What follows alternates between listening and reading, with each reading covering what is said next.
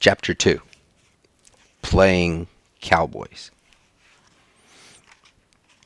I invited our gang round to my house this afternoon to play cowboys.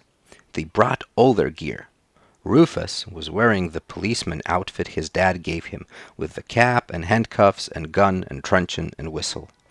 Eddie was wearing his big brother's old Boy Scout hat, and he had a cartridge belt with lots of wooden cartridges and 2 holsters with revolvers in them. Really fantastic revolvers with butts made of the same kind of bone stuff as that powder compact Dad bought Mom after they had their argument about the roast being overdone, but Mom said it was all because Dad was late home. Alec got up like an Indian, with a tomahawk and feathers on his head. He looked like a big chicken. Jeffrey likes dressing up, and as he has this very rich dad who gives him anything he wants, and he had a real cowboy suit with sheepskin chaps and a leather waistcoat, a check shirt, a big hat, and cap pistols and spurs with fantastic sharp points. I had a black mask, which I got at a party, and my pop gun, which shoots arrows, and a red hanky round my neck, which was really one of my mom's old scarves. We all looked great. We were out in the garden, and Mom told us she'd call us when it was tea time. "Okay," I said. "Now I'm the brave young cowboy on my white horse, and you lot are bandits, but I win in the end." Only the others objected. That's the trouble. It's no fun playing alone, but when you aren't playing alone, the others will keep arguing. "So why can't I be the brave young cowboy?" asked Eddie. "I want a white horse too." "What, you a brave young cowboy with a face like that?" said Alec. "You shut up, Injun, or I'll have you a kick in the pants, or is it the parson's nose?" said Eddie, who is a very strong boy, and usually he prefers punching people's real noses. So I was surprised about kicking Alec in the parson's nose, but he was right, because Alec did look like a big chicken. "Anyway, I'm going to be the sheriff," said Rufus. "Sheriff?" said Joffrey. "Don't make me laugh. Whoever saw a sheriff in a policeman's cap? You'd look a right Charlie." Rufus, whose dad is a policeman, took offense. "My dad wore a cap when he joined the police, and he didn't look like a right Charlie." "Well, he would have done if he'd worn one in Texas," said Joffrey, and Rufus hit him. So Joffrey drew his gun and said, "You'll be sorry for this, Chuck."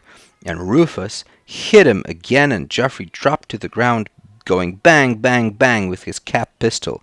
And Rufus clutched his tummy and made frightful faces and fell down shouting, "Got me, you coyote, but I'll have my revenge." I was galloping round the garden, hitting my behind to make me go faster, and Eddie came up to me and said, "Get off that horse. I'm having that white horse." "Oh, no, you're not," I said. "It's my garden, and I'm having the white horse." So Eddie punched my nose, and Rufus blew his whistle very loud. "You're a horse thief," he told Eddie. "We hang horse thieves here in Kansas City." Then Alec came running over and said, "Hold on, you can hang him. I'm the sheriff."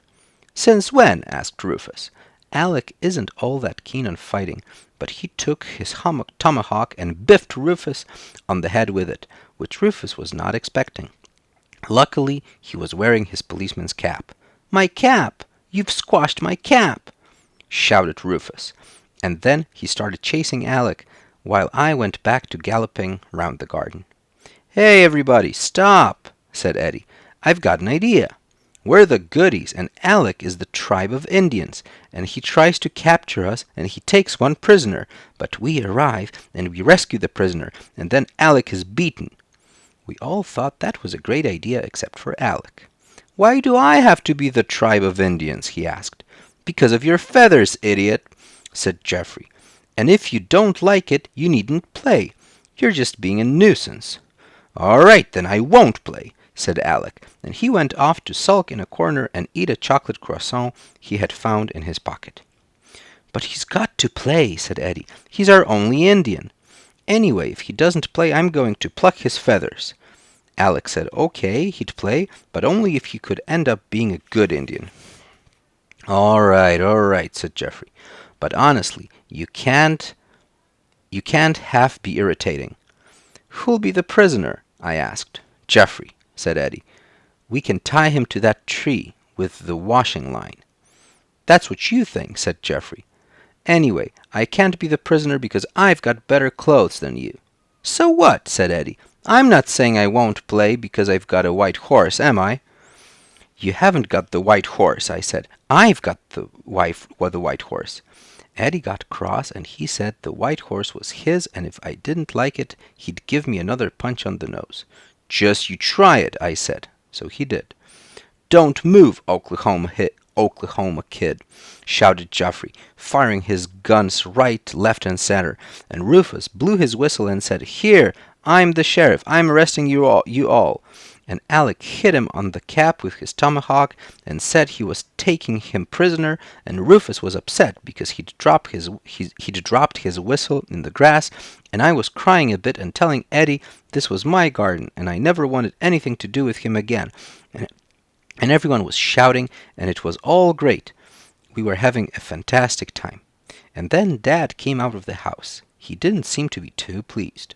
Now then, children, what's all this racket? He asked. Can't you play nicely? Please, it's Geoffrey. He doesn't want to be the prisoner, Eddie explained. Want a shove in the face? Asked Geoffrey, and they started fighting again, but Dad separated them. Come along, boys, he said. I'll show you the way to play. I will be the prisoner. We were thrilled. My dad is really great. We tied him to the tree with the washing line, and we'd only just finished when we saw Mr. Billings jump over the garden hedge. Mr. Billings lives next door, and he likes annoying Dad. I'm playing too, he said. I'll be the Redskin chief. Standing Bull, that's me. Oh, go away, do, Billings. No one invited you, said Dad. Mr. Billings was fantastic. He stood there in front of Dad with his arms folded, saying, Let the pale-face hold his tongue. Dad was struggling like mad to get free, and Mr. Billings started dancing around the tree, giving war whoops. We'd have liked to stay and watch Dad and Mr. Billings fooling around playing Indians, but we couldn't because Mom called us in for tea, and afterwards we went up to my room to play with the electric train set. I never knew Dad liked playing Cowboys and Indians so much. When we came down later in the evening, Mr. Billings had been gone a long time, but there was Dad still tied to the tree, shouting and making faces.